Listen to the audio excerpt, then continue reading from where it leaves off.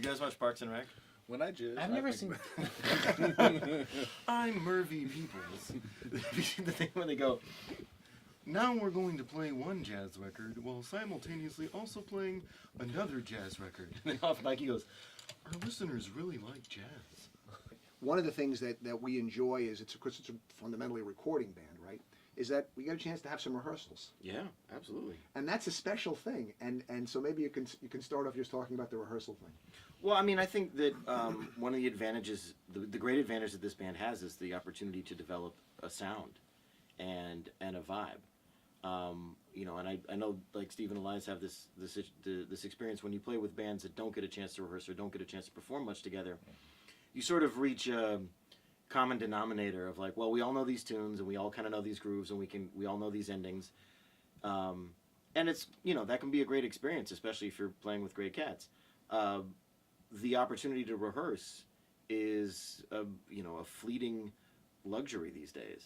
And so the fact that this band, I mean, like the music the projects kind of change from album to album, which is fun, but overall, this band has had a chance to develop a sound, to develop a book, develop a repertoire, and really kind of dig a little bit deeper into the music that we play than a lot of groups get a chance to do. And I think more than anything, that's one of the great advantages and sort of the great unique things about this group.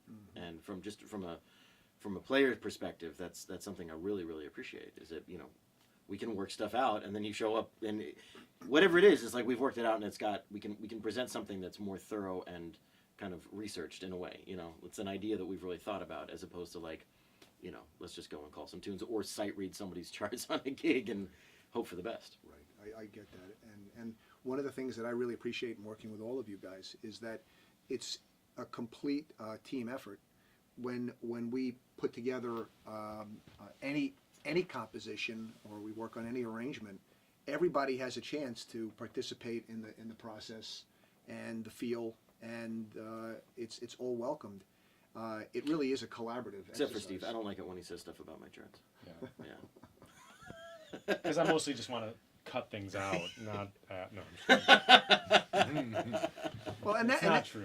Listen, man, and that's not to say that everybody agrees. You know, it's like you weren't feeling Tin Tin Dio when we recorded it Yeah. for the current album, and then when we played it, it was like, you know what, that wasn't so bad. Yeah.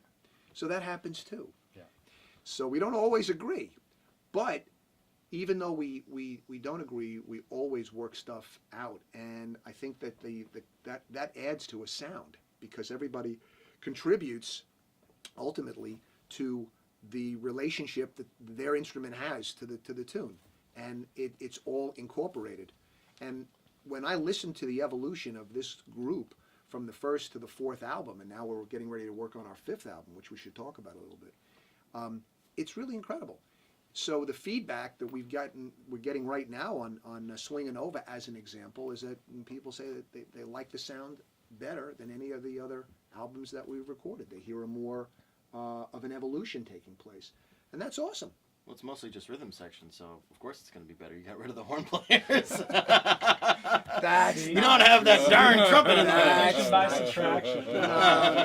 And the reason I know that's not true is if I look at the radio playlists, the tunes that get played the most are all quartet. Oh, well. So there you go. It's not really true. You're welcome. False modesty. False modesty.